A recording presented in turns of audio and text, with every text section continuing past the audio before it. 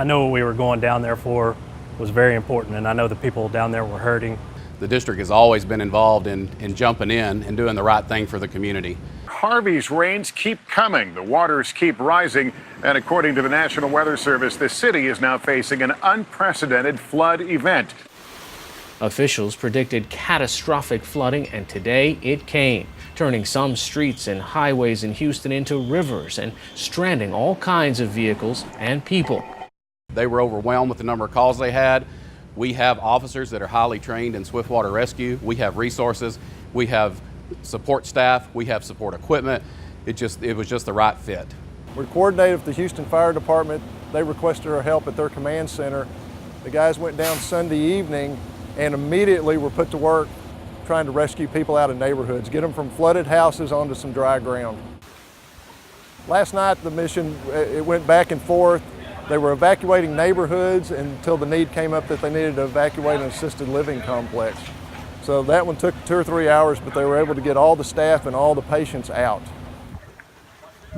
We put together a little convoy. We're going to head down that direction, take them a place to where we can establish a command post, get a place where they can have a dry place to clean up, get some rest, also take them some fuel and some food.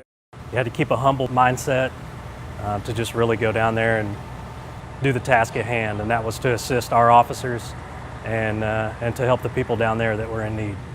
We were unique because we were police officers in boats. So they held us for specific medical calls, depending on the area that we were going to provide security and provide boat access from a law enforcement stance. What we saw on these medical calls, we were going into neighborhoods that were just devastated. They were all one-story neighborhoods where the water had gotten to within 1 foot of the eave. Everything in that house was destroyed. Basically overnight, the water had come up and trapped them in their homes. Right? So they had lost power and they'd lost water. And we know our society is very fragile. And when you go without water and you go without food for a certain amount of hours, you start to become desperate. And these people were desperate. They needed help.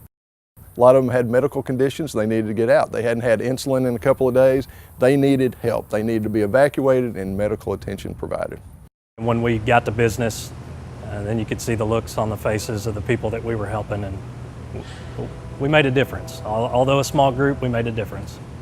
It affected me greatly. Once again, like I said, it showed me how fragile our society is, but it also showed me how caring we are.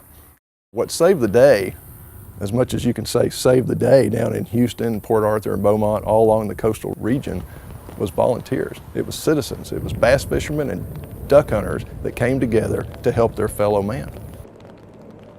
It's one thing. I was paid to go down there. It's what I do for a living. These people gave up their personal time and risked their personal property to go down there and help. That's the heroes.